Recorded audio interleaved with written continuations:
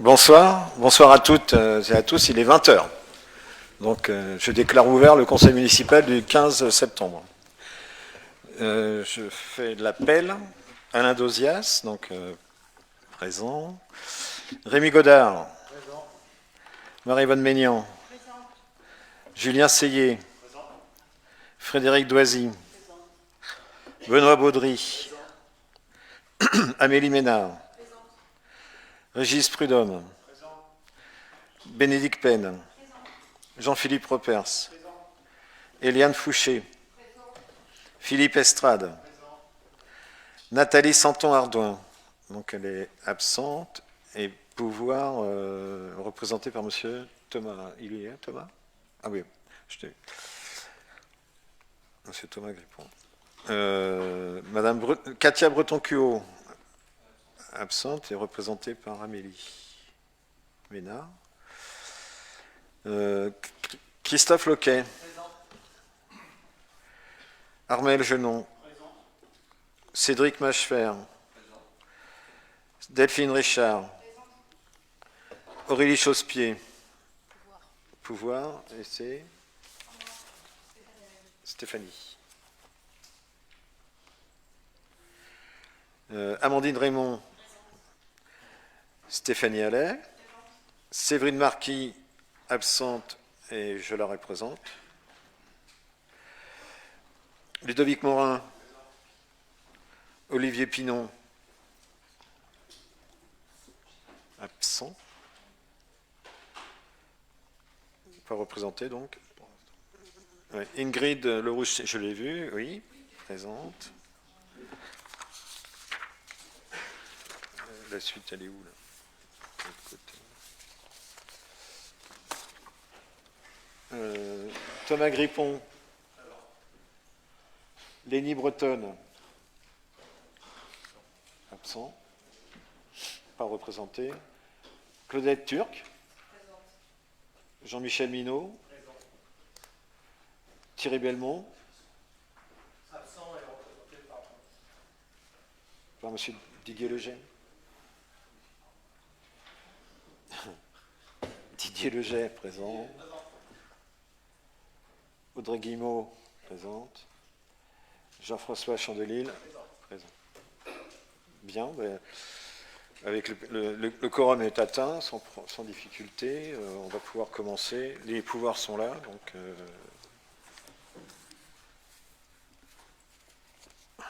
voilà.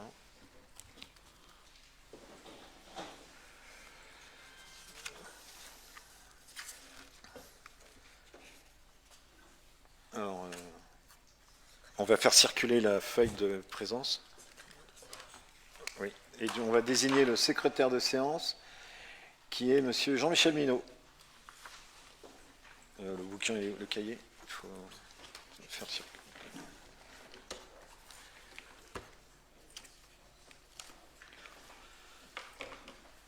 On passe à l'approbation du procès-verbal du 30 juin 2025. Est-ce qu'il y a des observations sur ce procès-verbal? Non. Donc je passe au vote. Qui vote contre? Abstention? Merci.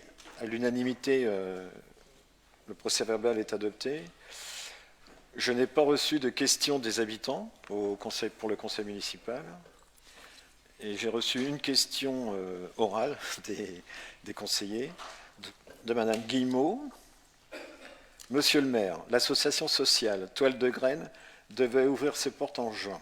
Puis, lors d'un conseil municipal, il a été annoncé qu'elle serait au final active au 1er septembre 2025. Aujourd'hui, où en sommes-nous de cette association? Bien. Alors, effectivement, l'association Toile de Graines, vous savez qu'on a voté une convention CPOM, convention pluriannuelle d'objectifs et de moyens, qui a indiqué la date de passage au 1er juin. Ça n'a pas pu être fait parce que les 4 communes n'ont pas signé la convention. Enfin, il y a une convention, pour être clair, 3 communes ont signé cette CPOM, et une commune, les Bois d'Anjou, qui a modifié la convention. Donc on ne peut pas l'appliquer.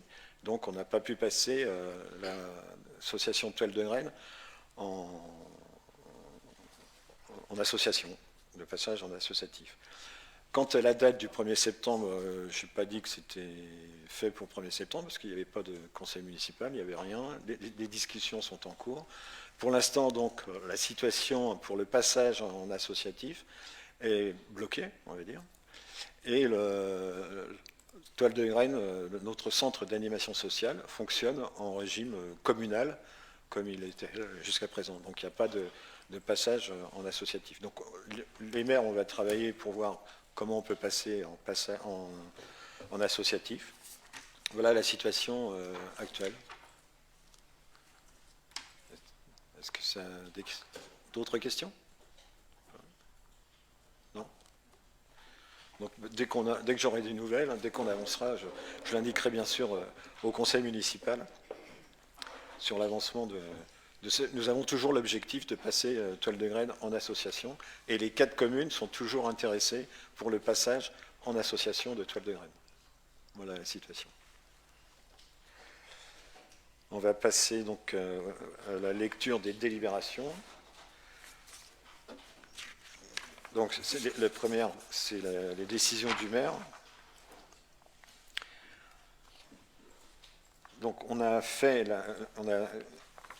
mes délégations me permettent alors c'est une décision prise par le maire par délégation du conseil municipal. Donc cession du poids lourd Renault 1000 Gleaner. Voilà. Donc c'est un poids lourd 1000 Gleaner S140, immatriculé 2005 VE 49, qui nécessite des travaux de mise en conformité dont le montant s'élève à 4 450 € TTC. Considérant que le garage Lasseux, implanté à Baugé, a formulé une offre d'acquisition du dit poids lourd pour un montant de 1 600 € TTC. Alors ce poids lourd, il a 34 ans, il date de 1991, et sa valeur est estimée à 5 000 €. Donc, considérant la proposition de 1 600 €, considérant que le montant de la cession ne dépasse pas le niveau de délégation du conseil municipal au maire pour l'aliénation de gré à gré des biens mobiliers jusqu'à 4 600 €. J'ai approuvé le projet de cession au garage Lasseux implanté à Baugé en Anjou pour un montant de 1 600 € TTC du véhicule suivant, donc le Midliner S140 immatriculé 2005 VE 49. Ensuite, j'ai réalisé 2 contrats de location, comme souvent, de 2 appartements en colocation au 1 rue des AFN à Beaufort, du côté de la Poste, vous voyez bien où ça se trouve. Donc les 2 logements sont en location, le premier appartement en colocation sera occupé du 2 juillet 2025 au 1er avril 2026. Le deuxième appartement en colocation sera occupé du 6 octobre 2025 au 5 août 2026. Pour chaque appartement, le loyer mensuel est de 212,44 €, auquel il faut ajouter un forfait pour les charges mensuelles par appartement de 80 €. Voilà. Il y a des questions là-dessus? Merci. Alors, Madame Penn, adhésion à l'association Empreinte Citoyenne.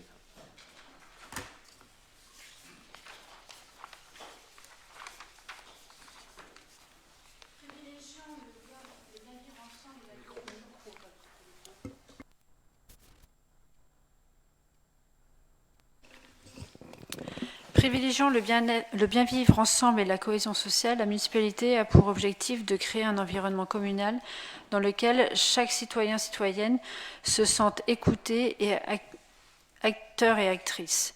La collectivité a ainsi mené de nombreuses actions et continue de s'y employer pour renforcer la démocratie participative, favoriser l'expression des habitants et encourager l'engagement citoyen, avec des comités consultatifs de quartier, CMJ, Conseil des sages, Facebook Live, permanence d'élus, page citoyenne dans le magazine Trait d'Union, accueil des nouveaux habitants. De plus, la journée citoyenne, initiée en 2024 et renouvelée en mai 2025, a permis de fédérer de nombreux citoyens et partenaires, autant dans la construction du programme que l'organisation. Au regard de toutes les réalisations citoyennes portées et finalisées par la commune, Beaufort-en-Anjou a candidaté pour obtenir le label Village-Ville citoyenne, délivré par l'association Empreinte citoyenne et bénéficier ainsi d'une reconnaissance nationale qui inscrira son action politique dans un réseau citoyen pérenne.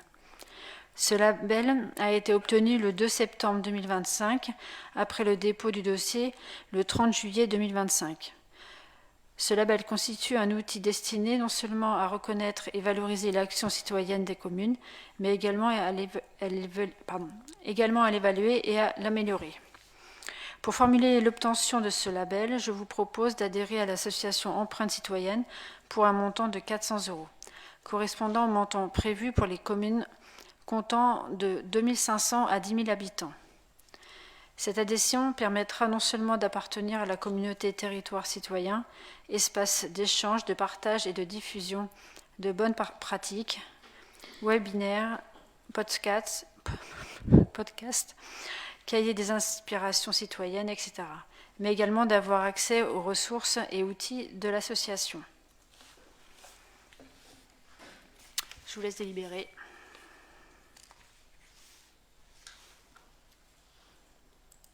Oui.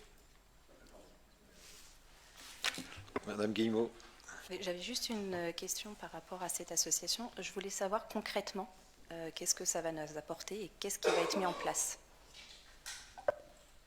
En fait, c'est pour montrer, comme d'autres labels, notre désir de continuer notre action citoyenne. En fait, c'est un plus pour montrer qu'on est à l'écoute des habitants, qu'on veut travailler avec eux, on veut co-construire Beaufort-en-Anjou.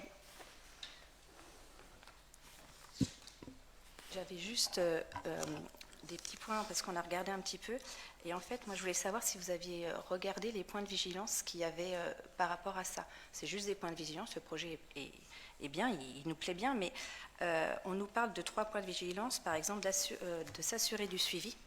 De l'adhésion ne doit pas être symbolique. Il faut prévoir une personne ou un service référent pour exploiter réellement les ressources du réseau. On a un deuxième point, c'est évaluer régulièrement l'impact, mesurer ce que l'adhésion apporte concrètement pour justifier le renouvellement futur. Et la troisième, c'est la communication près des habitants. Expliquer clairement aux citoyens qu'apporte ce label, cette adhésion. Ne pas donner l'impression du simple achat d'image, en fait. Donc ma question, c'est est-ce que vous avez prévu un agent pour effectuer en fait ce suivi? Voilà. Nous en avons un. D'accord. Et il va le suivre aussi? Comme elle a commencé depuis plus d'1 an. Donc elle va continuer. Okay. Et on sera vigilant. Et puis notre souhait, c'est justement de continuer. Voilà. C'est juste, voilà. Mais il y a un agent de vigilance qu'on voulait revenir. Il y a un agent dédié. D'accord, pas de souci. Merci. Monsieur Minot. Oui. Est-ce qu'il serait possible d'avoir des statistiques, justement, des participations au comité consultatif, au comité de quartier, qui se sont déroulées depuis 2 ans? On va regarder, parce que là, de tête, je ne pourrais pas te dire. Au niveau de la journée citoyenne, on avait une 30aine de personnes à chaque réunion préparatoire. Donc, je pense que c'est un désir des habitants de construire avec nous. Après, non, on pourra faire le point et on pourra vous donner ça la prochaine ou par mail, prochain conseil. Je vais compléter un petit peu. Pour la journée citoyenne, par exemple, dont on vient de parler, il y a les associations qui ont été mises en œuvre aussi, qui ont été sollicitées. Le comité biodiversité aussi, qui a été mis en action, les gens. Enfin, voilà. Alors, si vous parlez de tous les comités consultatifs, la participation c'est de ça dont vous parlez? D'accord. Il y a des comptes rendus, je sais pas, on essaiera de le faire. Oui. Justement, les comptes rendus, est-ce qu'il serait possible d'avoir non pas les comptes rendus, concernant les comités consultatifs, est-ce qu'il serait possible d'avoir des comptes rendus? Ouais. Nous, à la minorité, on ne les a pas. Vous êtes participant, hein, vous êtes participant au comité consultatif. On reçoit, Didier Legel, on reçoit bien les comptes rendus des comités auxquels on participe, mais on n'a pas les comptes rendus de ceux qu'on ne participe pas. Vous êtes dans chaque comité consultatif, non? Si. Disons que ça pourrait être bien que de faire comme quand toutes les commissions du conseil municipal, où tout le conseil municipal reçoit la liste. Alors oui, si moi je siège à un, il faut que je le transfère à mes collègues, vice-versa. Rien n'est impossible. Mais les commissions, ils sont envoyés directement au conseil municipal en général. Si ça pouvait être fait pareil, ça serait pas mal. Ok, on le note, hein. On va le faire.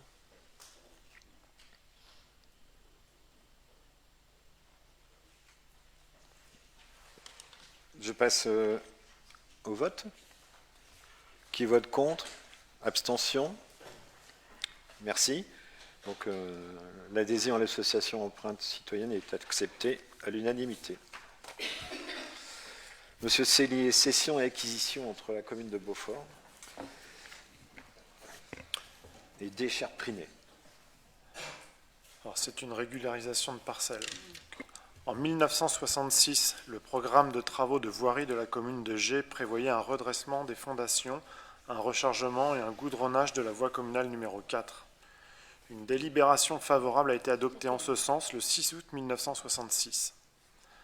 Pour permettre la réalisation de ces travaux, il a été nécessaire de régulariser le nouveau tracé de la voie communale numéro 4. Ainsi, les conseils municipaux de Gé du 17 décembre 1973 et du 15 mai 1974, il a été approuvé, vous pouvez le regarder dans les délibérations jointes en annexe, l'échange partiel de parcelles nécessitant la cession par la commune de parcelles à différents riverains et des cessions de parcelles au profit de la commune. Or, dans le cadre d'une acquisition de parcelles entre des riverains, il a été constaté que l'échange de parcelles approuvé en 1973 et en 1974 n'a pas été régularisé. Ainsi, à ce jour, des particuliers sont encore propriétaires de la voie communale et inversement, la commune est propriétaire de parcelles de l'ancien tracé du chemin communal qui n'existe plus. Aussi, M. Julien Deschères et Mme Laura Prinet ont sollicité la commune pour régulariser cette situation. 2 parcelles sont concernées par cette régularisation qui se déroulera comme suit. La vente de la parcelle A1354 appartenant à la commune de Beaufort-en-Anjou d'une surface de 1030 m² au profit de M. Julien Deschères et de Mme Laura Prinet pour l'euro symbolique. Les frais d'acquisition qui sont à la charge de M. Julien Deschères et Mme Laura Prinet s'élèvent à 250 €.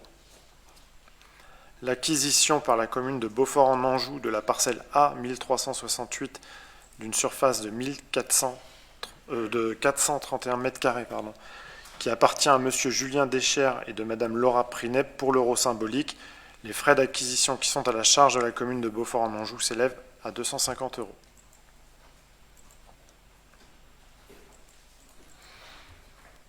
Est-ce qu'il y a des questions? Donc, on rétablit une situation, enfin on assainit une situation même, entre des confusions de terrain privés et publics qui datent d'un certain nombre de dizaines d'années. Plusieurs dizaines. Non? Je procède au vote. Qui vote contre? Abstention? Merci. La délibération est adoptée à l'unanimité. Monsieur Repers, réforme des statuts du CIEMEL. Hop. Alors nous sommes invités à délibérer sur le projet de réforme des statuts du syndicat qui a été approuvé par le comité syndical lors de sa séance du 24 juin dernier. Donc la réforme statutaire proposée s'inscrit dans la continuité des précédentes modifications statutaires qu'il y a eu en 2014, 2016 et 2019, sans effectuer de changement en profondeur. Elle tend simplement à rénover l'architecture des statuts actuels en vue de satisfaire une double ambition.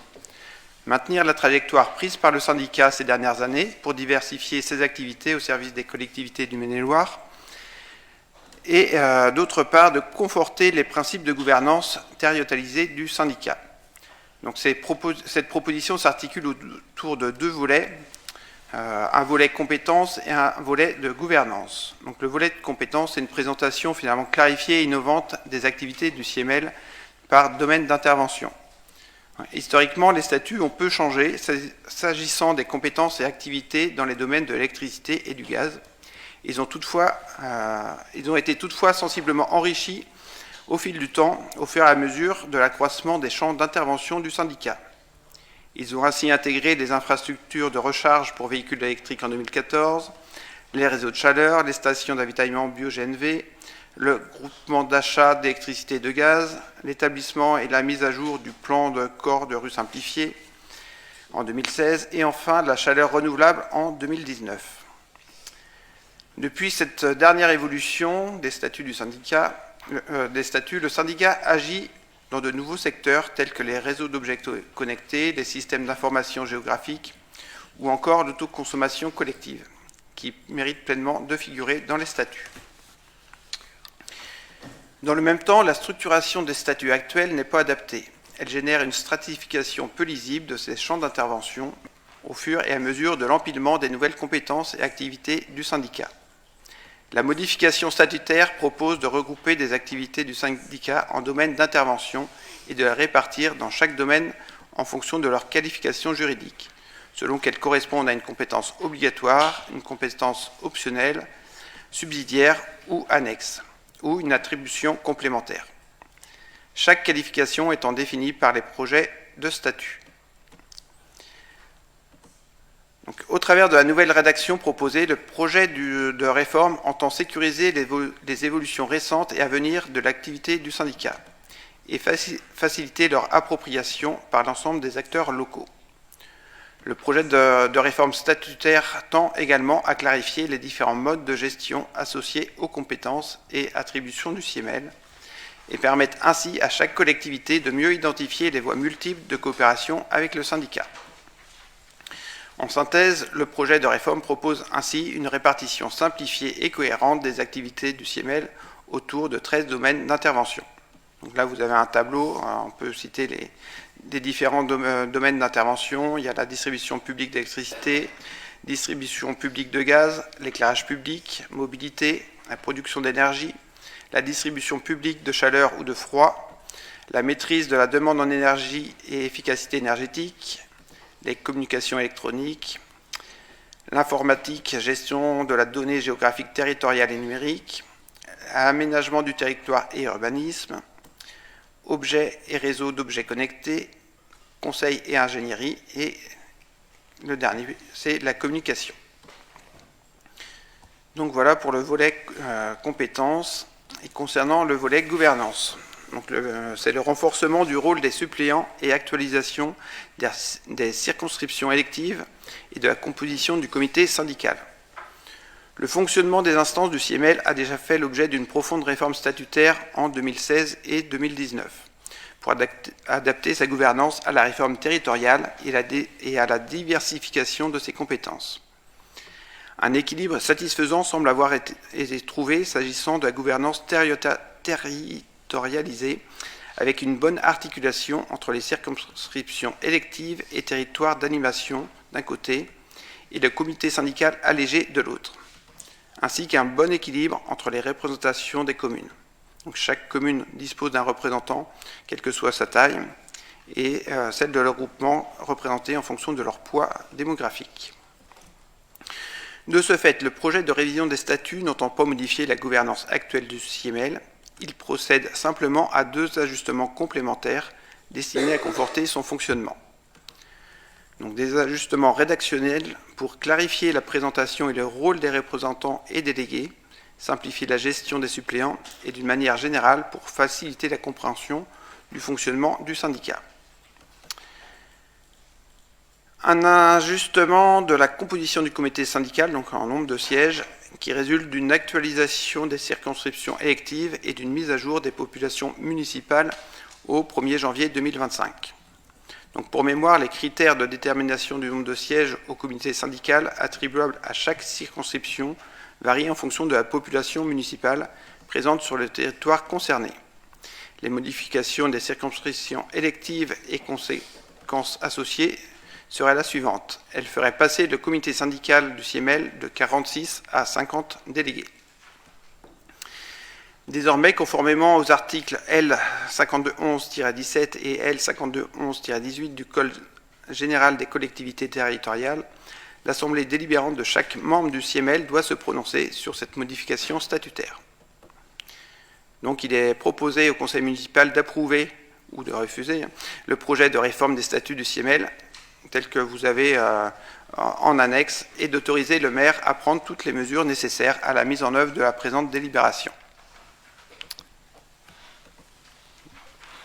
Voilà, si vous avez des questions. Est-ce qu'il y a des questions sur ces nouveaux statuts du CIEMEL? Non. Donc, Juste pour préciser, pour Beaujois-Vallée, en fait, ça ne change pas du tout le nombre de représentants. donc, je vous propose d'approuver donc les statuts. Hein, il y a dans la délibération d'approuver ou de refuser. Donc, on approuve les statuts du CIEMEL. Qui vote contre? Abstention? Merci. À l'unanimité, les statuts du CIEMEL sont adoptés. Ensuite, j'ai convention avec le CIEMEL. Oui, il y a plusieurs, Oui, monsieur Repers. plusieurs délibérations CIEMEL à suivre. Donc là, c'est le groupement de commandes, achats et fournitures gaz naturel. Donc la commune a adhéré en 2023 au groupement de commandes pour l'achat et la fourniture d'énergie, gaz et électricité, coordonné par le CIEMEL, pour un accord cadre à marché subséquent pour la période du 1er janvier 2024 au 31 décembre 2027. Donc, ce groupement de commandes a fait bénéficier à la commune de tarifs d'électricité réduits et lui a ainsi permis de réduire ses dépenses énergétiques. Le CIEMEL projette de lancer un nouveau groupement de commandes pour l'achat et la fourniture de gaz naturel en 2028 et propose aux communes adhérentes d'y participer. Donc il nous est proposé d'adhérer à ce groupement de commandes au moyen d'une convention signée entre le CIEMEL et la commune. Est-ce qu'il y a des questions? C'est pour obtenir des tarifs de groupe qui bénéficieraient à toutes les communes qui adhèrent. Je passe au vote. Qui vote contre? Abstention? Merci. À l'unanimité, la convention avec le CIEMEL est adoptée concernant la commande et achat de fournitures gaz naturel. Alors, convention avec le CIEMEL, une autre pour l'installation d'une antenne bas débit. Monsieur Repers. Donc le 30 juin 2025, on avait délibéré afin de permettre au syndicat intercommunal d'énergie de Maine-et-Loire de poser une antenne LoRa à l'intérieur du kiosque au sommet de l'église de Beaufort-en-Vallée. Donc pour mémoire, l'installation de cette antenne s'effectue dans le cadre du projet de déploiement d'horloges connectées qui est porté par le CIEMEL afin de piloter à distance la programmation des horaires de fonctionnement de l'éclairage public. Donc là, concernant ce projet, les études de préfaisabilité révèlent un surcoût financier important, principalement dû à des dépenses élevées pour garantir la sécurité et assurer un niveau de propreté conforme aux exigences. Donc par conséquent, le CIEMEL a recherché un autre lieu et souhaite modifier le lieu d'implantation de l'antenne et le propose de l'installer sur un mât d'éclairage du stade Roger Serrault. Donc, nous devons établir une convention avec le CIEMEL. Le montant de l'indemnité actuelle versée par le CIEMEL pour l'installation et l'exploitation de ce mât reste inchangé, donc il était de 35 € TTC, et celui-ci sera déduit de la participation annuelle liée à la maintenance préventive et l'exploitation de l'éclairage public qui est prévue par le règlement financier du CIEMEL. Vous avez des questions sur le sujet? Madame Turc. Madame Turc. Oui, je suis un peu étonnée parce qu'en fait, le montant des travaux et de l'entretien pour le mettre au clocher de l'église, c'était important parce que c'était peut-être l'occasion d'entretenir et de nettoyer aussi. Non, c'était exactement les mêmes sommes. Les sommes n'ont pas du tout changé par rapport à... J'ai mal dû comprendre la question. Voilà. J'étais étonnée qu'elle ne soit plus sur l'église parce qu'en fait, c'est quand même le point le plus haut. Je pense aussi que au terrain de sport, sur les mâts, peut-être qu'il y aura des zones blanches parce qu'en fait, ce ne sera pas à la même hauteur, d'une part. Et je répète ma question sur l'entretien du clocher. Peut-être que c'était trop onéreux de le nettoyer et de le faire réparer pour que cette antenne soit au plus haut sommet de la commune. Là, c'est les études techniques de préfaisabilité qui ont fait que quand ils ont regardé, pour eux, en fait, ça revenait trop cher. Et notamment, il y a les problèmes, évidemment, de propreté avec les pigeons qui auraient pu permettre, causer quelques problèmes sur ce réseau. Donc oui, ça crée un surcoût et ils ont préféré proposer un autre lieu. Donc j'imagine qu'ils ont fait des études pour que ça soit quand même bien adapté, même si évidemment, oui, la position du clocher aurait sûrement été encore bien meilleure. Et le coût était trop élevé ou c'était l'envie de la commune qui ne prévalait pas? Non, pour là, nettoyer ce clocher et là, c'est vraiment c'est le CIEMEL qui a fait les études. Oui. Moi, je sais même pas, j'ai pas vu leurs études et leur financement. Donc c'est le CIEMEL qui a fait leurs propres études et ils ont vu que pour eux, c'était trop cher. Ouais. Monsieur Siguet ? Au-delà de la propreté, Claudette, et du nettoyage, il y avait aussi une question de sécurité pour les techniciens qui viennent entretenir l'antenne ou la poser. C'est ces conditions-là aussi qui ont joué dans la faveur du stade qui est plus simple d'accès pour les techniciens. Par contre, il y a quand même l'antenne du SDIS pour faire marcher la sirène.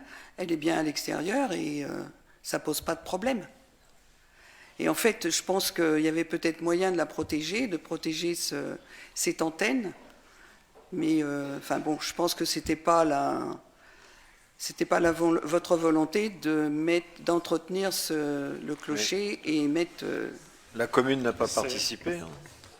C'est la décision du CIEMEL. Ils voulaient éventuellement utiliser le clocher, mais ça s'est révélé pour eux d'abord un aspect sécurité et puis l'aspect maintien du fonctionnement de l'antenne.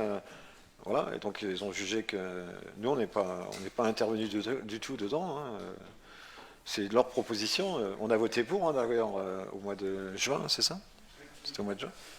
Et donc là, ils nous demandent que cette antenne soit installée sur un des mâts d'éclairage du stade. Bon, vous parliez de zone blanche, moi je pense qu'ils ont fait des études pour voir que ça marchait. Hein. Peut-être qu'il y en aura d'autres, des antennes à d'autres endroits, je ne sais pas. Pour couvrir, s'il y a des zones blanches, ils n'atteignent pas le résultat, ils veulent connecter beaucoup de choses en fonctionnement, l'éclairage et autre chose. Après, actuellement, il n'y a pas de zone blanche, hein, parce que le réseau est déployé et ça fonctionne quand même, mais il y a quand même des moments où il y a quelques problématiques. Donc voilà, ils essayent de mailler au mieux pour se prévenir de problèmes sur l'éclairage public futur. On n'a pas été partie prenante, on n'a pas participé du tout à leur réflexion. C'est dommage. Oui, eux, ils trouvent les solutions, ils travaillent tout seuls. D'autres questions ? Oui. Oui, monsieur Minot ? S'il y a des zones blanches, ils s'engagent à les réduire ou bien les supprimer ? C'est ce que je viens d'expliquer. Actuellement, le réseau est en place. Il y a ça fonctionne, mais de temps en temps, on a quelques problématiques sur certaines armoires connectées. Et donc là, le fait d'installer ces antennes va permettre justement d'éviter ces problématiques-là. Mais c'est pas que sur Beaufort. Hein. Cette antenne-là, elle va arroser aussi les communes autour. Hein. Je rappelle, c'est pas du téléphone. Hein, c'est des ordres qui sont donnés par les antennes à d'autres systèmes de réception et qui vont dire on arrête la lumière, on la démarre, etc. Ouais. C'est un relais de connexion. Il y a d'autres précisions, questions ? Je procède au vote. Qui vote contre ? Abstention ? Bien, donc la convention avec le CIEMEL pour l'installation d'une antenne bas débit est adoptée. encore une convention avec le CIEMEL pour l'accueil d'équipements techniques, stations de recharge IRVE. Oui, dans le cadre de déploiement d'infrastructures de recharge pour véhicules électriques, dont les besoins ont été remontés par le schéma directeur IRVE, le syndicat, donc le CIEMEL, a engagé un programme d'installation de bornes à usage résidentiel. Parce que sur Beaufort, on a déjà des bornes qui existent, mais ce n'était pas forcément dans un usage résidentiel, mais plutôt pouvoir recharger quand on passe sur la route pour continuer sa route plus loin. Donc la commune de Beaufort-en-Anjou a été retenue dans le cadre de l'appel à projet engagé par le CIEMEL afin de permettre l'implantation de bornes résidentielles sur la place des Halles et sur le parking du Mail, où il y aurait 2 bornes à chaque fois. Donc 2 bornes chaque borne permettant de recharger 2 voitures en même temps. Donc le CIEMEL prend en charge 75% du montant total des dépenses d'investissement, estimé à 25 200 € par site, les 25% restants étant à la charge de la commune. Donc ça fait 6 300 € par site, donc 12 600 au total. L'occupation ne donne lieu au paiement d'aucune redevance ou participation financière. L'installation, l'exploitation et la maintenance de ces bornes implantées sur le domaine public sont à la charge du CIEMEL, ce qui implique la signature d'une convention entre le CIEMEL et la commune de Beaufort-en-Anjou. Est-ce qu'il y a des questions? J'avais juste un point dans la délibération, parce que c'est indiqué approuve sous réserve du transfert effectif de la compétence IRVE au CIEMEL, alors que c'est indiqué que ça avait été déjà effectué en 2015. Il faudrait que je retrouve ça voilà. Vu la délibération du conseil municipal du 30 mars 2015 relative au transfert de la compétence IRVE. Oui, Madame Turc. Il y a combien de bornes à Beaufort? Actuellement, il y en a 2 fois 2. À la République et aux Esquisseaux. C'est tout? Oui. D'accord. Sur Et le domaine public. Sur le domaine public? Parce qu'il y en a, Oui, il y il en y a a. une grosse borne au niveau du B, là. Oui. Il y en a une aussi à McDonald's, je crois. Oui, Voilà, mais c'est du domaine privé, ça. d'accord. Oui, oui. Et les lieux ont été choisis comment? C'est à la demande des habitants pour les lieux précis? C'est les lieux qui sont à densité, avec peu de densité d'habitants, quoi, de logements, sans possibilité pour les habitants de pouvoir charger depuis chez eux. Donc en fait, l'idée c'était de les installer vraiment en centre-ville. Là où il y a Parce de la qu'en densité. centre-ville, certains habitants n'ont pas de garage, ne peuvent pas garer leur voiture à l'intérieur, donc ne peuvent pas se brancher chez eux. Donc c'est vraiment leur donner la possibilité de pouvoir recharger les voitures sur le domaine public. Et donc, ce qui est important, parce qu'on a eu des cas où on a vu des câbles passer sur les routes pour aller charger la voiture qui est sur le parking en face. Il y a le fil qui sort de la fenêtre pour aller alimenter sa voiture si elle est à côté, quoi. Donc il y a une vraie demande, hein, et j'ai eu plusieurs fois des demandes dans ce sens-là, et qui correspondaient aussi à l'analyse du CIEMEL, hein, quand ils nous ont proposé tout ce schéma directeur, où là il y a vraiment cette volonté sur le département de développer ces bornes résidentielles. C'est vraiment pour les riverains, on va dire, hein. C'est moins pour le passage sur la 347 pour venir recharger, c'est pas intéressant. C'est vraiment fait pour les résidents, ceux qui habitent à côté, quoi, autour. La place de la République, moi je vois, il y a des voitures qui sont là de temps en temps. Bon, et c'est long, hein. Ces bornes-là, c'est plusieurs heures pour recharger.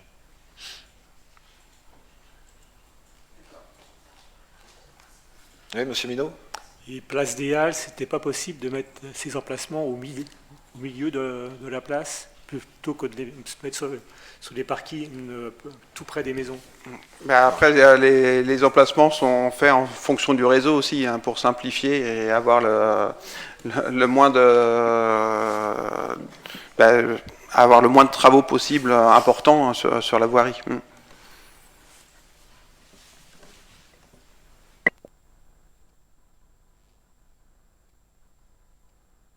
Oui, Monsieur Leget, d'abord, vous avez parlé. Oui. Moi, je voulais une précision là dans le fonctionnement. Donc, du coup, c'est des bornes pour les riverains. On est bien d'accord. Donc, les riverains Non, viennent. non, les riverains pourront en profiter, mais c'est Oui, pour tout le bien sûr. monde. Non, mais c'est vraiment pour du résidentiel Oui. et des choses. On est bien d'accord. Donc, comment ça se passe? Les gens payent un abonnement. Du coup, je pense qu'il faut mettre une carte, d'après ce que je. Bon, Alors, j'ai ouais. pas de véhicule électrique, moi, donc j'y suis pas encore. Donc, non, mais voilà, c'est pour la précision de comment ça fonctionne, parce que du coup, c'est le CIMEL qui vend, je suppose, l'électricité aux Alors, concitoyens. Moi, Donc, du coup, ils se font, je dirais, du commerce. Et est-ce que nous, on retouche quelque chose là-dessus ou pas? Voilà. non, on ne touche rien du tout. Moi, j'ai mon cas personnel, j'ai une voiture électrique. On a une carte d'abonnement, par exemple, West Charge, pour qui concerne notre bassin à nous, là. Mais ça peut être aussi, il y a d'autres cartes nationales, et on achète au kilowattheure. Et c'est alors là, dans le cas de West Charge, on paye à West Charge. Et pour préciser, West Charge, ça comprend plusieurs départements. Les syndicats travaillent ensemble justement pour essayer de s'harmoniser et qu'il n'y ait pas une carte dans chaque département. Donc voilà, c'est des choses, des sujets qui évoluent bien. Et là, je n'ai plus en tête, mais il me semble que West Charge, il y a toute une bonne partie de l'Ouest, Bretagne, tout ça qui en font partie. C'est la région Bretagne et puis la région Pays de la Loire. Mais sinon, il y a des cartes nationales qui existent. Voilà. Moi, j'ai une carte nationale, une carte West Charge, une carte je ne sais plus quoi, de ma voiture, de la marque de ma voiture. Voilà. Et de cette façon-là, on trouve du courant partout. Madame Turc, encore monsieur. Non, mais juste, merci pour toutes ces précisions. Voilà, mais voilà, oui, du coup, moi, comme ils vendaient de l'électricité, je me disais, tiens, ils pourraient peut-être nous retransmettre une petite redevance. Voilà. Ça aurait pu être, effectivement, voilà. on prête la surface là et tout. Et... Voilà, ouais, on prête une surface du domaine public pour faire du commerce, donc ça aurait pu peut-être. Madame Turc. Alors moi, je trouve que c'est vrai que dans 6 mois, peut-être qu'il y a d'autres personnes qui demanderont à avoir des bornes près de chez eux. J'ai l'impression que... Près de chez eux? Près de chez eux, ou pas très loin. Puis qu'est-ce que vous appelez près de chez eux? Près de chez eux, là, on les met sur le mail, on en met là-bas. Ouais. On pourrait en avoir place Notre-Dame, on pourrait en avoir tout à proximité de chaque personne qui a une voiture électrique. Je trouve que quand même, c'est encore la commune qui doit offrir et rien en contrepartie, quoi. On en a 4 déjà sur le domaine public qui sont aux Esquisseaux. Pourquoi ça a été mis aux Esquisseaux, je ne sais pas. À la République, je ne sais pas. Mais et moi j'y vais de temps en temps parce qu'il faut que je recharge rapide, par exemple, un peu plus rapidement qu'à la maison. Bon, voilà, mais c'est à disposition de tout le monde. Oui. C'est un service public, oui. Ouais. Mais je trouve que il y a beaucoup de choses comme ça qui me... Et ça ira peut-être... Parce qu'en fait, on fait un choix d'acheter une voiture électrique. Non, mais dans 10 ans, il y aura tellement de voitures électriques qu'il y aura peut-être des bornes tous les 300 mètres, moi j'en sais rien. Ah bien sûr, oui. Ouais, bien sûr, oui. Si l'État continue à mettre la main à la poche pour des choses comme ça, je trouve que si on veut une transition énergétique, il faut aussi que les citoyens paient au lieu de recevoir. Voilà. Ils payent là. Oui, non, mais c'est un sujet de société. Oui, mais après, si on veut qu'on ait des communes qui soient vivantes, qui attirent, et que les centres-villes ne soient pas déserts de plus en plus, il faut aussi amener des services aux habitants. Et c'est quand même un service qui est demandé. Et je pense que c'est important d'investir dans ce type de transition, justement. Jean-Philippe, je suis bien d'accord avec toi. Mais je pense que pour attirer des citoyens qui veulent habiter à Beaufort, ce n'est pas que ça. Il y a aussi la vie économique, qui est quand même c'est très important quand même, d'avoir des gens qui veulent venir travailler sur Beaufort, que d'apporter des services, effectivement, en électricité et tout ça, je veux bien, mais la vie économique, elle passe avant, à mon goût. Ça fait partie du développement économique. Là, on est en plein dedans. Moi, des fois, il y a des gens que je vois, ils viennent en voiture électrique et ils me demandent où se recharger. Donc c'est forcément, si, ça fait partie du développement économique d'un territoire. Et l'attractivité également. Oui. Je vais passer au vote. Donc. Encore des questions, des observations? Bien. Qui vote contre? Abstention? Merci. Donc, à l'unanimité, on vote pour la convention avec le CIMEL pour l'accueil des bandes de recharge. Logements sociaux, Madame Doisy.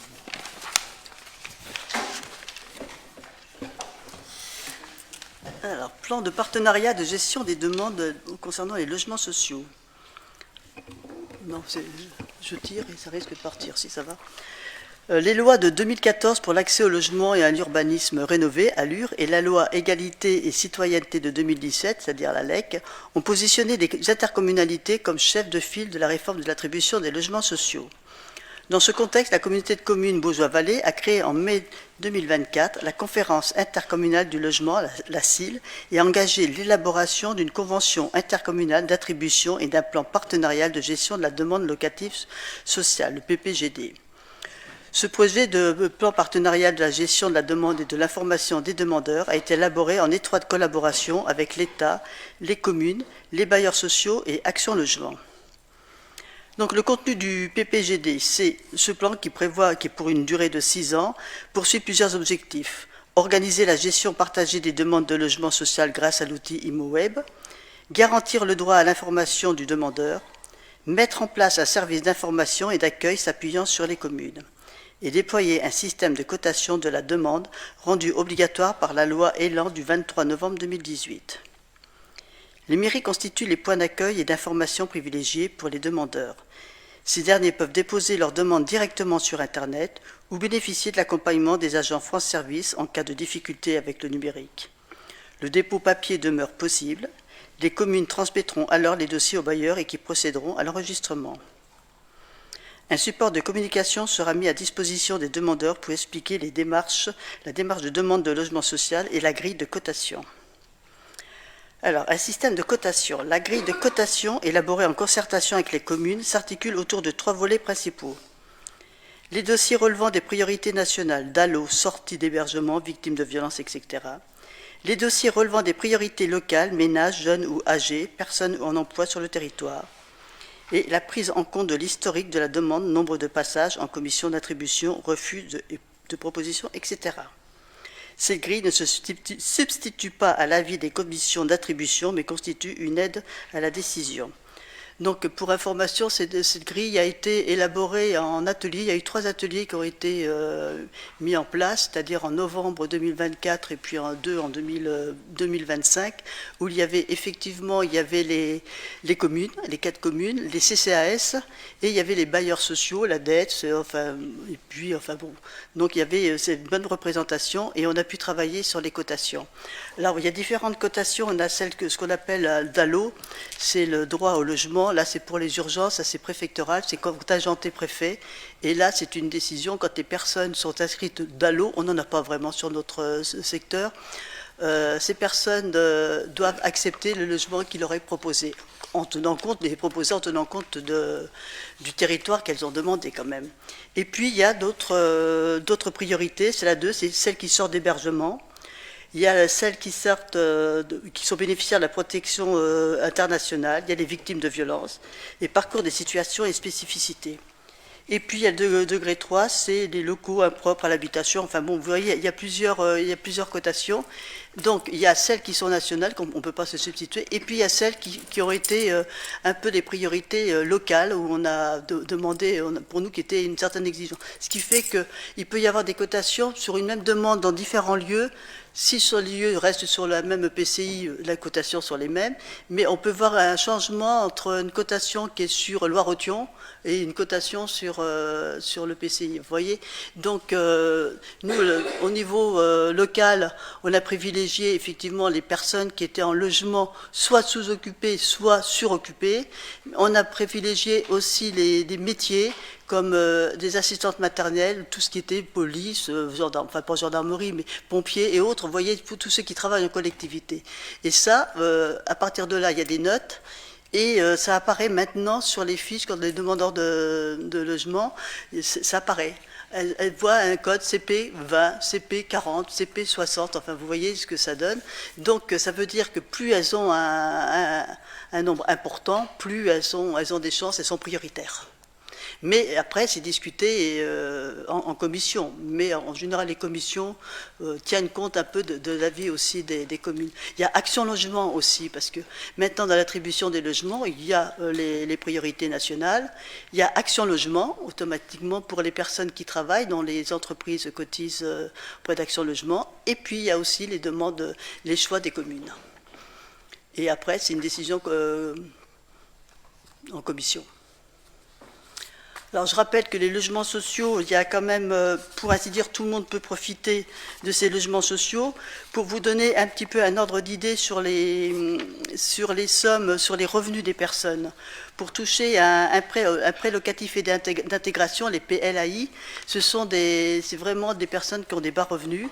Pour une personne seule, il suffit qu'elle ait 1181 € par mois. Pour une personne, pour 6 personnes, c'est 3037 pour des PLAI. Et puis on a aussi pour ce qu'on appelle les prêts locatifs à usage social, ça va de 1289 pour une personne jusqu'à 3000 pour 6 personnes, plus un certain montant. Donc on a sur notre communauté de communes, les revenus des personnes sont un petit peu en dessous de la moyenne départementale et autres. Donc, beaucoup peuvent bénéficier de ces logements sociaux. Il faut rappeler que le SMIC, c'est 1400 € à peu près net par mois, pour un temps plein, pour 35 heures. Donc là, on a beaucoup de personnes, quand elles travaillent, n'ont pas forcément un temps plein et autres, donc ils peuvent bénéficier de ces logements. Beaucoup de demandes aussi pour personnes seules avec des enfants, c'est fréquent. Voilà. Donc ces informations-là, maintenant, quand on reçoit des personnes pour une demande de logement, on leur précise toutes ces informations-là pour qu'elles sachent pourquoi elles ont eu ou elles n'ont pas eu un logement. Et c'est beaucoup plus clair. Alors il va y avoir un flyer, un petit dossier qui va être fait pour toutes les communes, pour toutes celles qui accueillent des personnes en vue d'un logement. C'est plus transparent, c'est plus clair, et puis on comprend, mais bon. Après, il y a une priorité aussi pour ceux qui ont une demande qui est assez longue et puis qui n'ont pas obtenu de logement.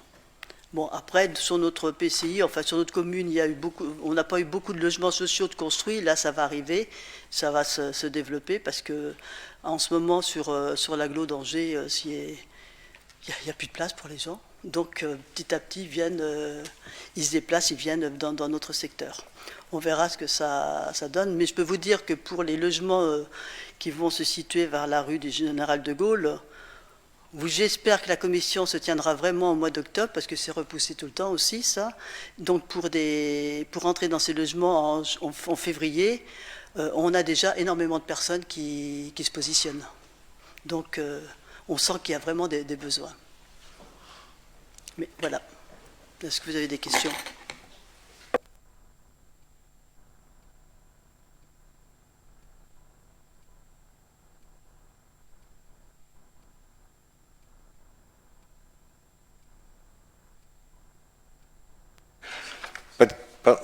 Pas de questions, c'est bon. Je vais procéder au vote donc pour approuver la mise en place du plan partenarial de la gestion des demandes de logements sociaux. Qui vote contre ? Abstention ? Bien. À l'unanimité, donc la délibération est adoptée. Monsieur Godard, modification du tableau des emplois. Oui, alors il s'agit d'une délibération que l'on présente maintenant régulièrement au conseil municipal. Pour ce soir, on voudrait transformer 2 postes d'adjoint technique en agent de maîtrise, et puis également le poste de responsable du service urbanisme. Alors, il s'agit donc du poste de responsable du service urbanisme à la direction aménagement.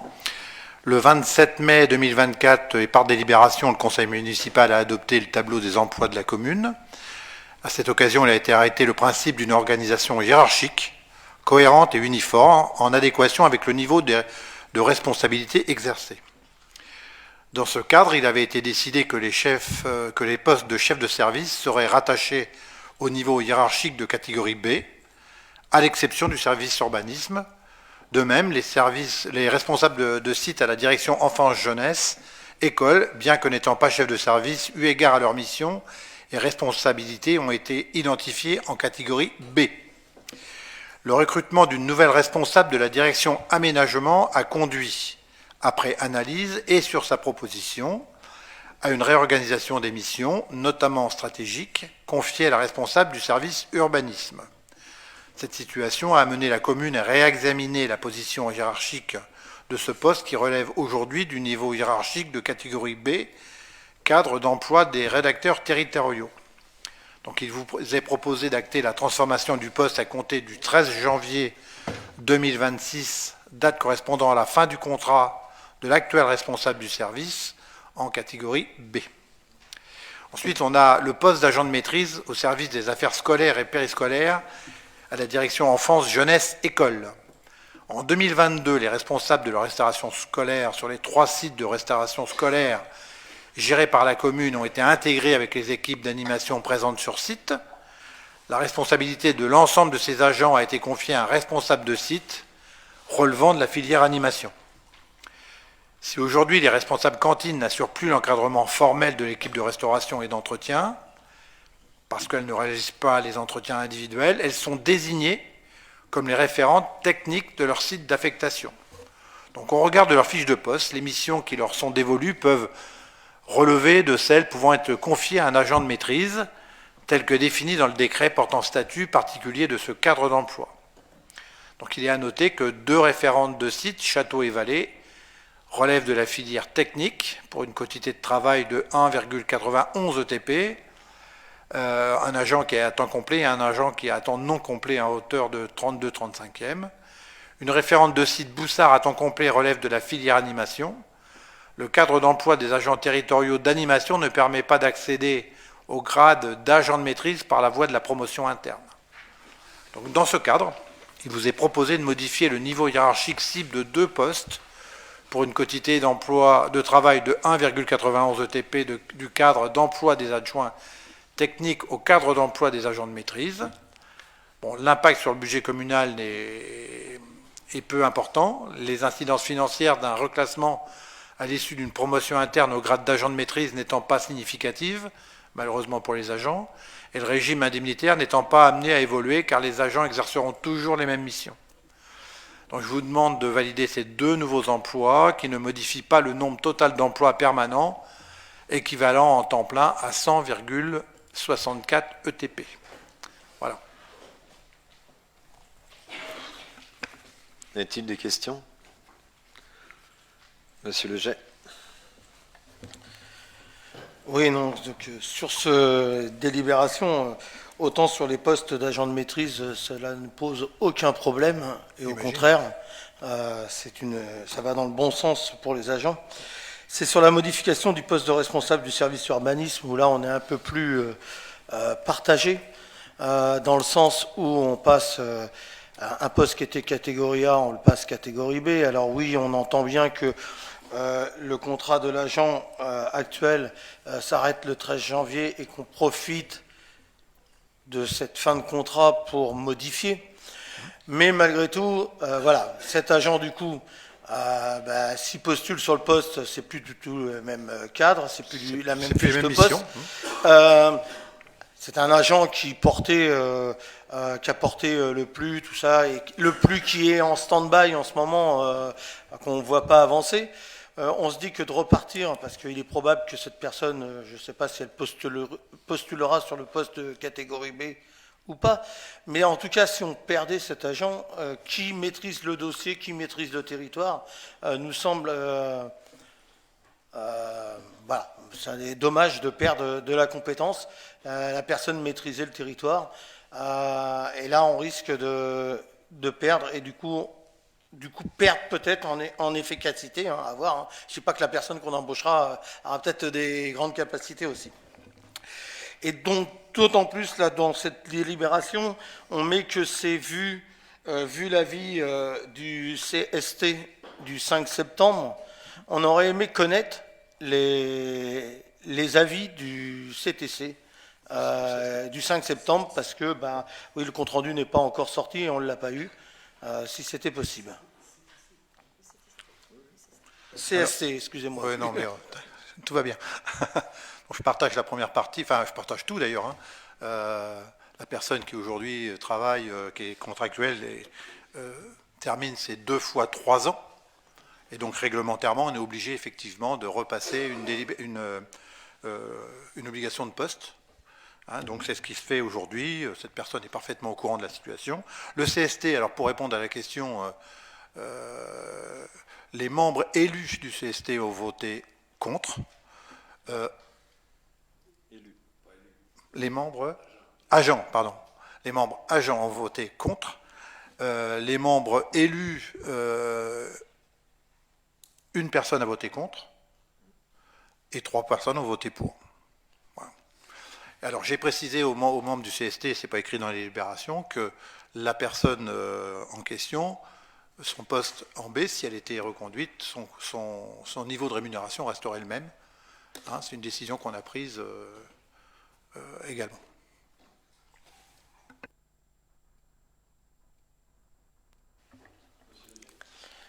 Monsieur Leger ? Oui, donc merci de ces informations. Et donc au vu, on voit bien que, pareil, les agents, le collège est contre. Même dans les élus, bon, il y a une personne qui est contre. Nous, dans cette mesure-là, dans cette position, on votera contre de façon à... En tout cas, on a noté que vous aviez une volonté de, si elle postulait et que si elle était retenue, que vous maintiendrez son salaire. Monsieur Seyé ? Moi, Didier, j'avais pris le soin d'appeler l'agent en question cet été, avant que le poste soit publié, pour lui expliquer le travail qui a été fait sur sa fiche de poste, sur le changement de certaines de ses fonctions, enfin de ses fonctions, pas de ses fonctions, mais de son niveau de responsabilité hiérarchique, parce que c'est ce qui change sur sa fiche de poste. Et effectivement, alors j'avais eu l'accord de l'adjoint en charge des RH, que si elle postulait et qu'elle était retenue, son salaire ne changerait pas. Ça a été accueilli plutôt bien par l'agent. On a pu en rééchanger dernièrement suite à son retour. Elle prépare sa lettre de candidature, normalement, son CV. Donc il y aura, je l'espère, pas de changement au service urbanisme.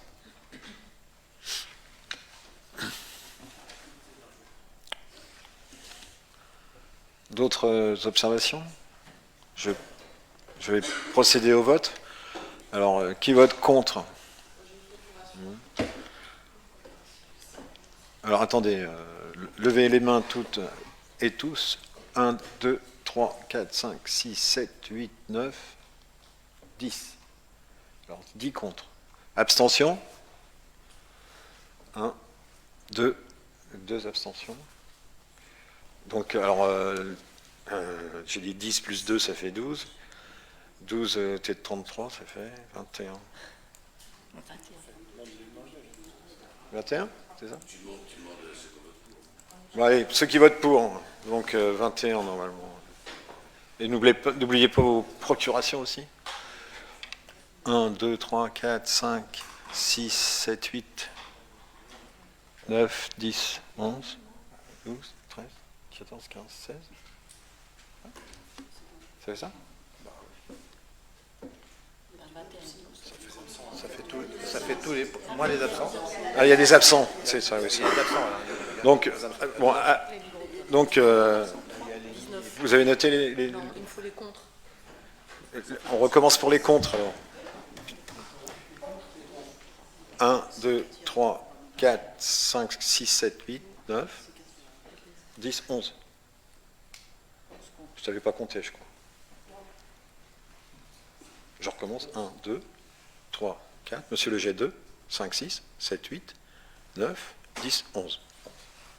11 contre. Abstention. Il y avait 2 Deux. abstentions. 2 Abstention. 2. Non, abstention. 11, 3, 14, 15, 16. Ça fait 16 qu'on a compté. 16 en comptant 3 absents. Il y a 2 absents, donc il reste 12 absents. Il y a 2 absents, donc 12 absents.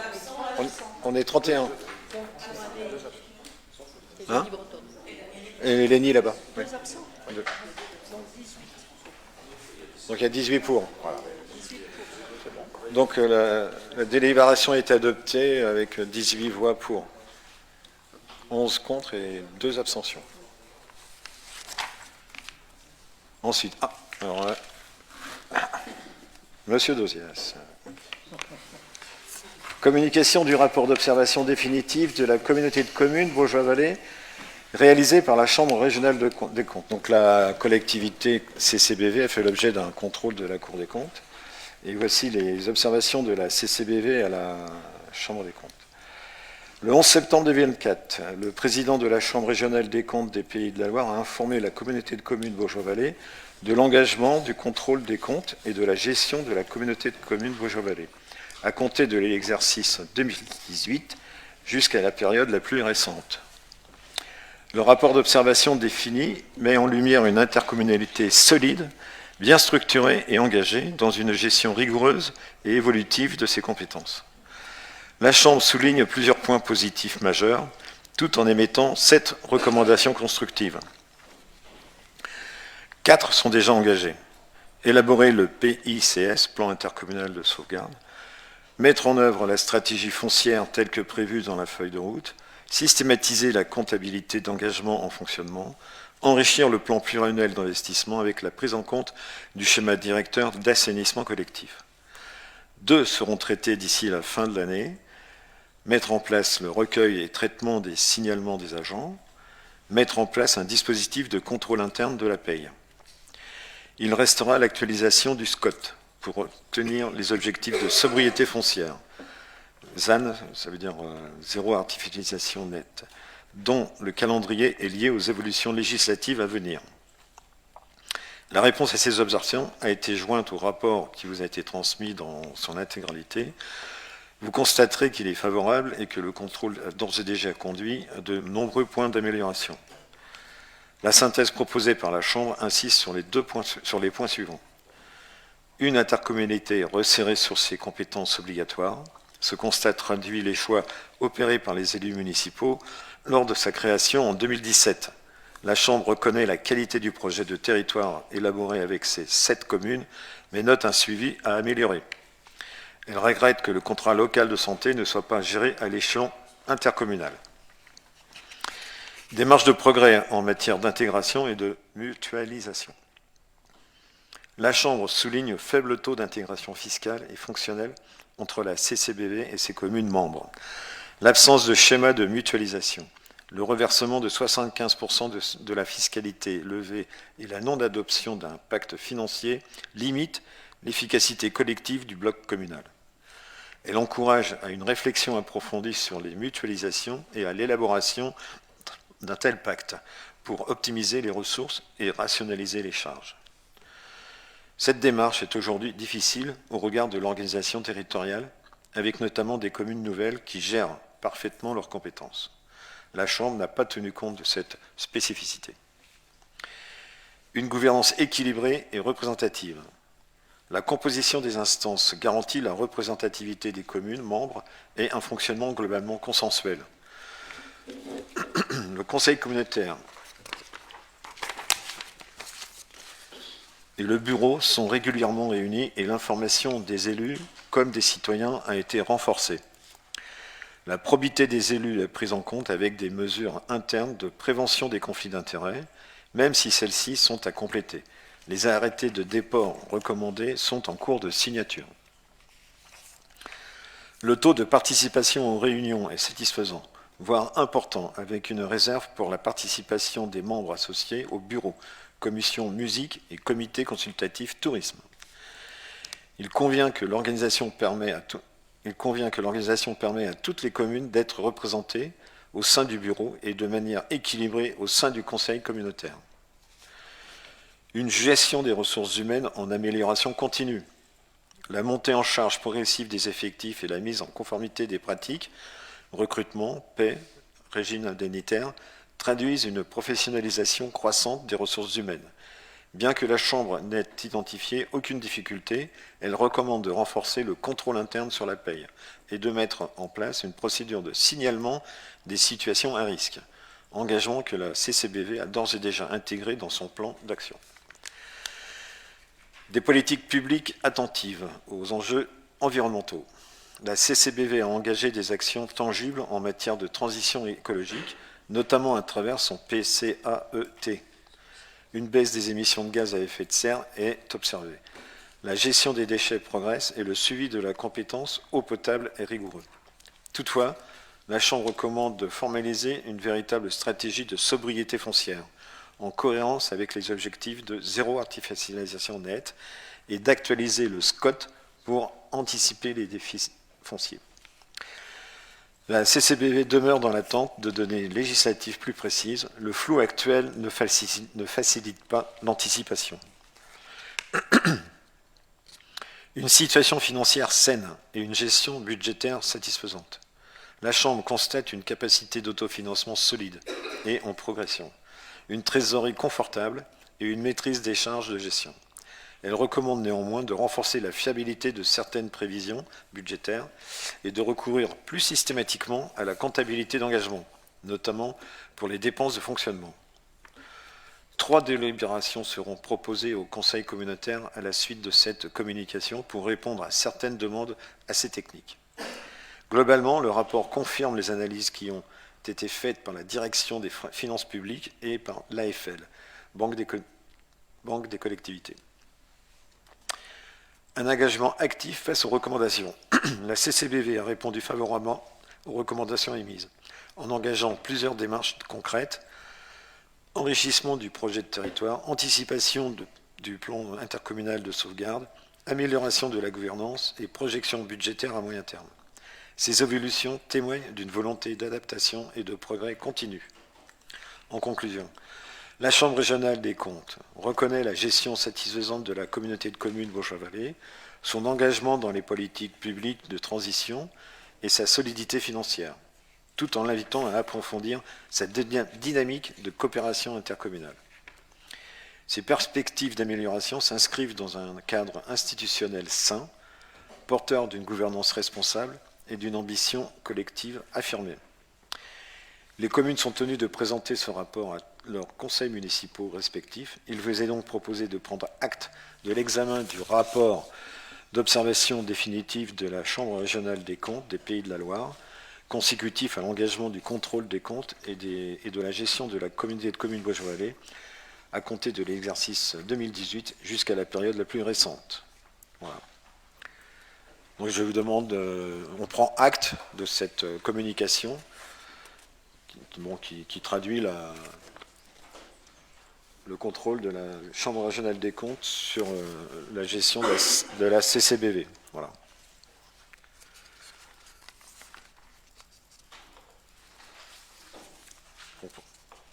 On en prend acte, et c'est tout.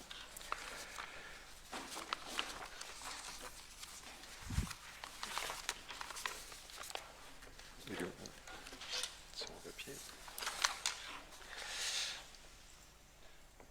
Alors, je n'ai pas de formation de structure intercommunale. Le prochain conseil municipal aura lieu le 13 octobre à 20h. Alors, j'ai quelques messages à passer. Dans le cadre de son projet de renaturation du centre-ville, la commune organise un chantier participatif de plantation des pieds de mur. Il aura lieu le samedi 4 octobre à 9h30, rue des Déportés. Les habitants souhaitant y participer sont invités à s'inscrire avant le 20 septembre. Alors, je vais le dire, le numéro de téléphone, en contactant le 02 41 57 66 36. Les places sont limitées. Quelques informations pour les écoles. Il y a eu des travaux réalisés dans les écoles pendant les grandes vacances. Les interventions ont été nombreuses cet été. Travaux de peinture, interventions sur les sanitaires, pose de tableaux pédagogiques, entretien des extérieurs, nettoyage approfondi des bâtiments. Alors, j'adresse un grand merci aux équipes mobilisées cet été pour ces aménagements qui témoignent de l'engagement de la ville en faveur du bien-être des enfants et des jeunes, et aussi des enseignants et des gens, un peu des professionnels qui participent. N'oublions pas la cantine aussi. Nous tenons également à remercier les équipes jeunesse qui ont accueilli les enfants tout l'été. Rond-point des Marrières, des aménagements adaptés pour les collégiens. Dans le cadre de l'amélioration des mobilités et du confort pour les jeunes usagers, un abribus et des supports vélos ont été installés au rond-point des Marrières.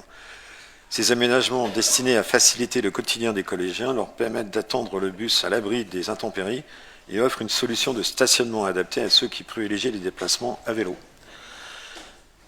Forum 2025, il y a eu 89 associations qui ont été présentes au forum la semaine dernière. Non, ce week-end. Non, c'est la semaine dernière. La semaine dernière, ça va vite. Les 5 et 6 septembre dernier, le complexe sportif des Esquistos a accueilli l'édition 2025 du Forum des associations. L'événement a une fois de plus mis à l'honneur la richesse et la diversité du tissu associatif local. Un grand merci à l'ensemble des bénévoles et responsables associatifs pour leur engagement au quotidien et à ceux qui ont organisé aussi cette manifestation. Bientôt, les Journées européennes du patrimoine, c'est ce week-end. La 42e édition se tiendra les 20 et 21 septembre autour du thème patrimoine architectural. Une belle occasion de mettre en lumière la richesse des édifices bâtis anciens de notre commune. Et je précise qu'à cette occasion, dans le sous-sol des Halles, aura lieu une petite manifestation, une petite présentation avec les artisans d'art. C'est ça ? Voilà. C'est pas indiqué dans le programme qu'on a distribué. Non, c'était un rajout de dernière minute. Et je tiens par là même à remercier tous les agents et surtout le nombre d'élus et de citoyens bénévoles qui nous permettent que ces journées du patrimoine puissent exister. Merci à eux. Merci. Ensuite, il y a bientôt la semaine escale, comme à l'accoutumée, du 13 au 18 octobre. Donc, ateliers, dictées, jardinage, initiation au théâtre, marche, cinéma, sortie. Une trentaine de rendez-vous sont au programme de l'événement. Les inscriptions sont ouvertes. Il faut contacter le centre d'animation Toile de Graines.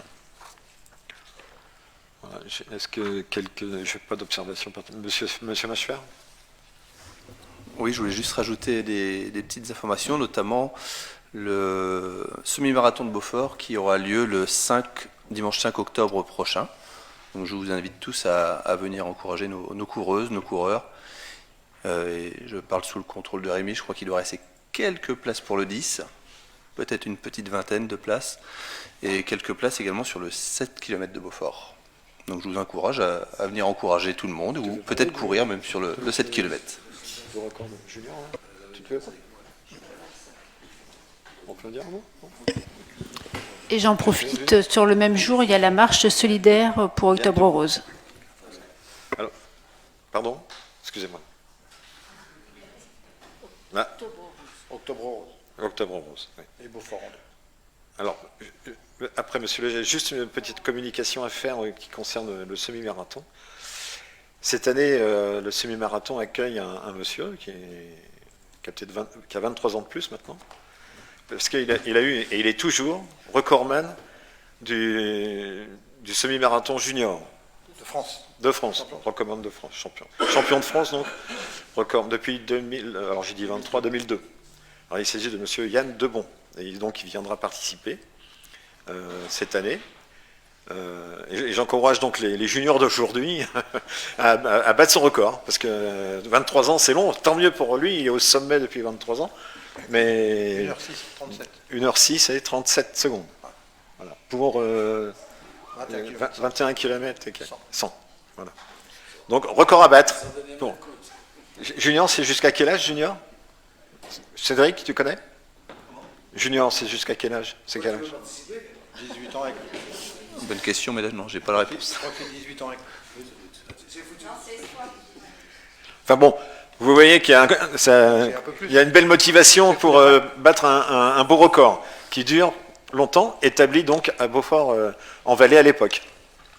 Voilà. Monsieur Leger ? Oui, donc nous avions deux remarques sur l'actualité. Sur invitation de la municipalité, il est de tradition de faire le tour des écoles le jour de la rentrée. Cette année, à notre grande surprise, la minorité n'a pas été invitée. Nous tenons à vous faire part de notre mécontentement sur cette situation, surtout qu'on nous dit qu'on ne veut pas travailler ensemble, mais que penser d'un tel agissement? Ça, c'était une première remarque. La deuxième, lors du conseil municipal du 2 avril 2025, vous avez voté le réaménagement d'un emprunt au taux d'intérêt indexé sur le livret A plus 1% et de le passer à un taux fixe à 3,05%. À cette occasion, nous vous avions alerté en commission finance qu'il n'était peut-être pas forcément opportun au vu d'une baisse probable du taux du livret A. À cela, on nous a répondu que si on prenait nos informations dans le Courrier de l'Ouest, vous les preniez sur l'économie internationale plus fiable. Eh bien, je remercie le Courrier de l'Ouest de ces informations, car le 1er août, le taux du livret A a baissé à 1,7%. De ces faits, nous aurions un emprunt à 2,70% au lieu des 3,05% que vous avez votés. Ce réaménagement de durée et de taux avait déjà un surcoût pour la collectivité de 26 989 € à l'époque. Nous aimerions donc que l'on puisse nous dire maintenant de combien ce surcoût pour la collectivité est au vu de la baisse du taux du livret A.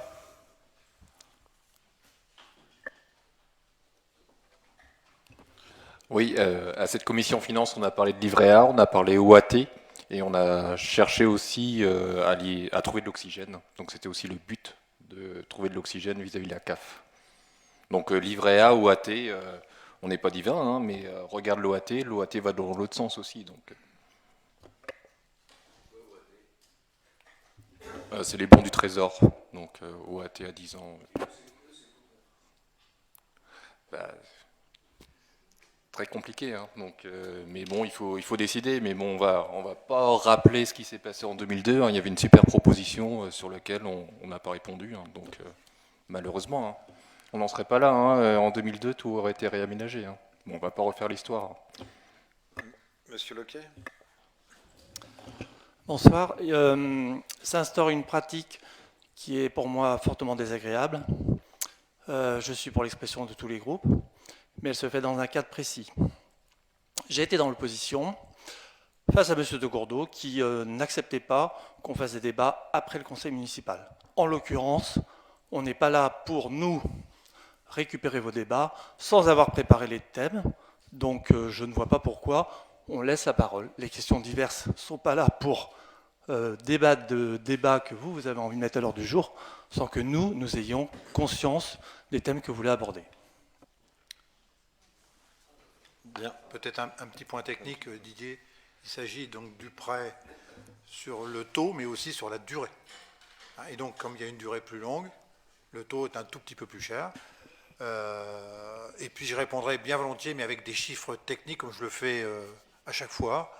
Et j'enverrai la réponse technique à l'ensemble du conseil municipal pour dire combien, s'il y a un surcoût, voilà. Je le ferai, avec bien volontiers, avec grand plaisir.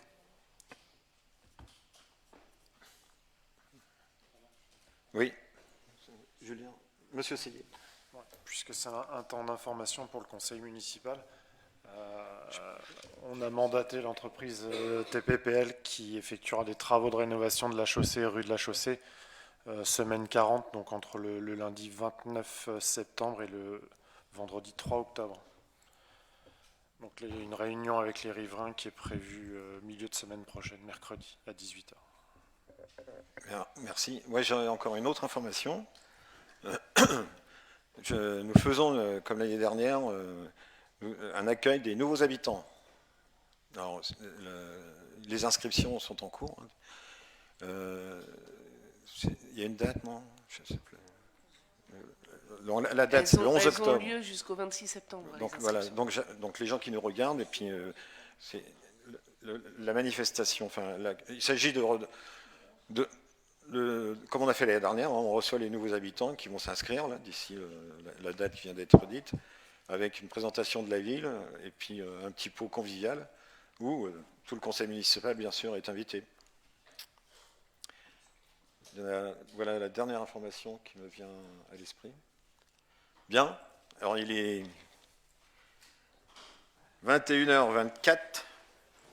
Je clôt le conseil. conseil municipal. Merci, bonne soirée.